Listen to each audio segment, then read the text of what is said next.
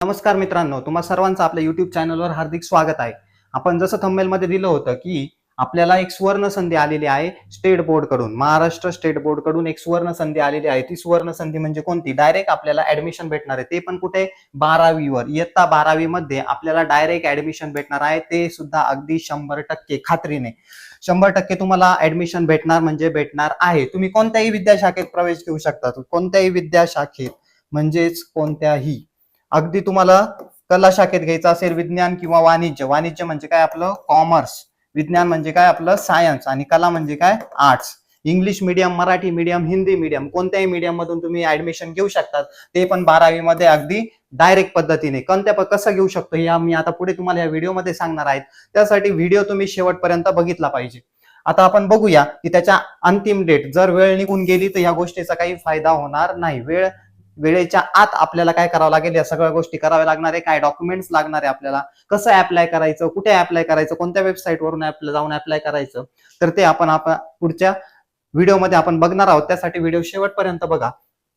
आता नेक्स्ट आपण बघतो आहोत की इम्पॉर्टंट डेट्स कोणत्या. आपल्या इम्पॉर्टंट डेट्स खूप महत्वाचे आहे. वेळ निघून जाण्याच्या आत कोणतंही काम करणं गरजेचं असतं. तर आता आपण बघूया आपल्या डेट्स कोणत्या कोणत्या दिलेल्या आहे आपल्याला. बघा, इथं ही एक पीडीएफ मी ओपन केलेली आहे. त्या पीडीएफ मध्ये आपल्याला दिलेलं आहे की आपल्या डेट्स, एक मी अरेंज करतो.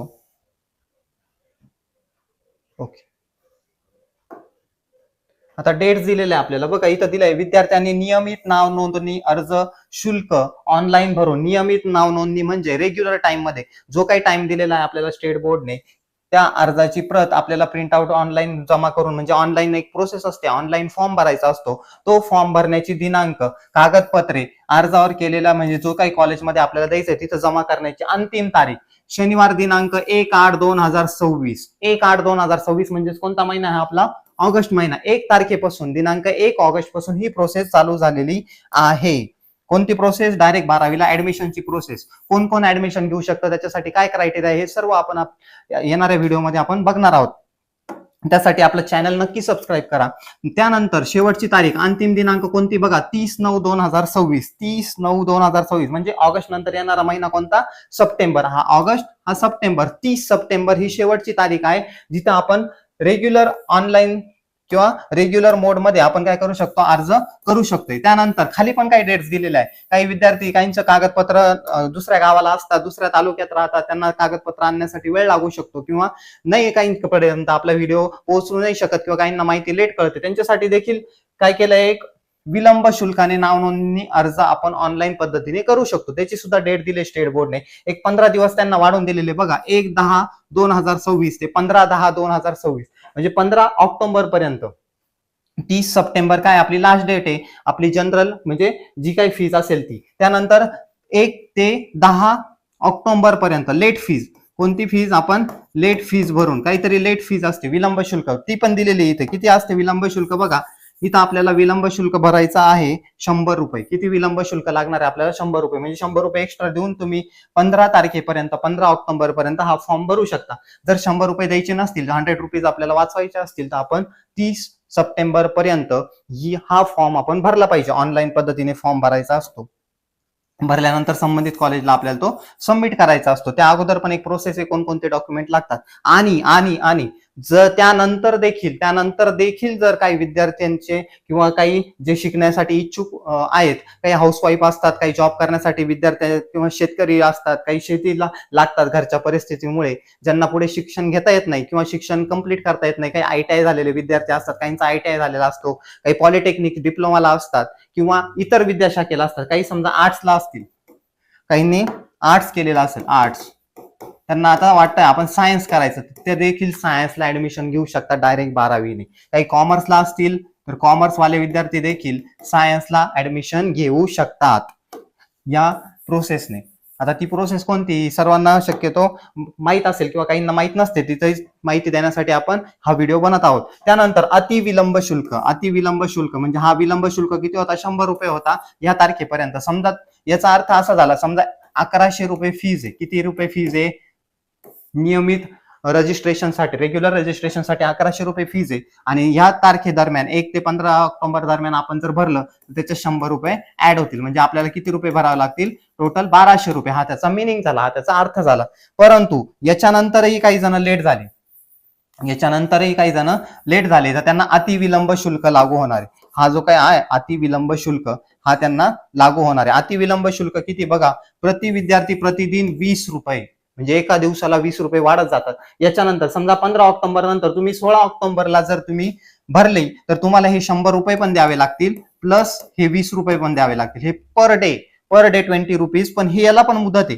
याला मुदत किती, लास्ट 31 ऑक्टोबर पर्यंत आपण काय करू शकतो, हा फॉर्म भरू शकतो. डायरेक्ट 12वीला जर कोणाची इच्छा असेल ऍडमिशन घेण्याची, तर आपण हा फॉर्म भरू शकतो. आता आपण बघणार आहे की हा फॉर्म कुठे भरता येईल किंवा कुठे भरावा लागतो, त्याच्यासाठी कोणती वेबसाईट आहे. तर त्या वेबसाईटवर जाऊन आपण स्टेट बोर्डची, महाराष्ट्र शासनाची शिक्षण विभागाची एक ऑथराइज वेबसाईट आहे, त्या वेबसाईटवर जाऊन आपण तो फॉर्म भरू शकतो किंवा आपल्याला तो भरावा लागतो.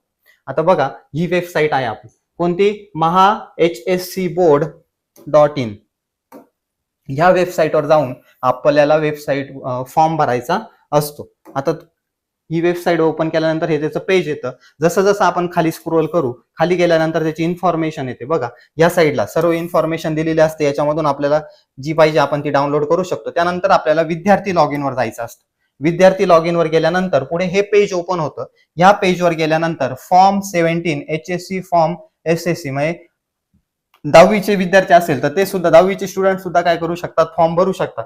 HSC म्हणजे काय, इयत्ता 12th, आणि SSC म्हणजे काय, 10th. 10वी आणि 12वीचे साठी दोन्ही परीक्षांना आपण बसू शकतो. इथे क्लिक केल्यानंतर, ह्या टॅबवर क्लिक केल्यानंतर पुढची प्रोसेस येते. आपल्याला 10वीचा भरायचा आहे की 12वीचा भरायचा आहे. 10वीचा भरायचा असेल तर SSC वर क्लिक करायचं, आणि 12वीचा भरायचा असेल तर HSC वर टॅप करायचं. आता आपण 12वीचा बघतोय, तर 12वीसाठी आपण इथं टॅप केलंय. पुढे गेल्यानंतर काय पेज ओपन होतंय ते आपण बघूया, आणि त्यानंतर प्रोसेस काय असते, त्या प्रोसेसनुसार आपल्याला पुढे जायचं असतं. एक सुवर्ण संधी आहे, म्हणजे याची फायनल डेट काय आपली 30 ऑक्टोबर पर्यंत आपण फॉर्म भरू शकतो, पण त्यासाठी अतिविलंब आकार असतो. पण आता सध्या आपल्याला माहिती झालंय, तर आपण लवकरात लवकर तो फॉर्म भरला पाहिजे. आता इथे गेल्यानंतर आपल्याला हे पेज ओपन होतं. या पेजमध्ये आपण इथे गेल्यावर आपल्याला ईमेल आयडी एंटर करायचा असतो. इथं आपला ईमेल आयडी टाकायचा, इथे मोबाईल नंबर ऑथराइज, जो मोबाईल नंबर, आता कोणता मोबाईल नंबर टाकणार आहे आपण, जो ईमेल आयडीला जॉईंट आहे आपला, ज्याच्यावर आयडी पासवर्ड किंवा आपल्याला नोटिफिकेशन येतं ईमेल आल्यानंतर,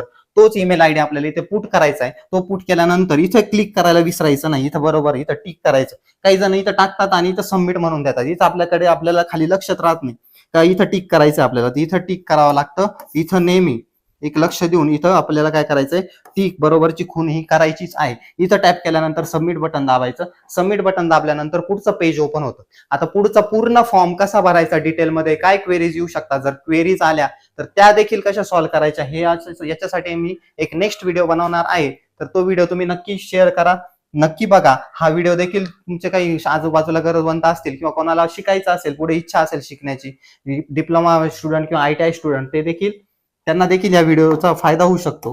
तर तुम्ही नक्कीच याचा विचार करू शकतात. धन्यवाद.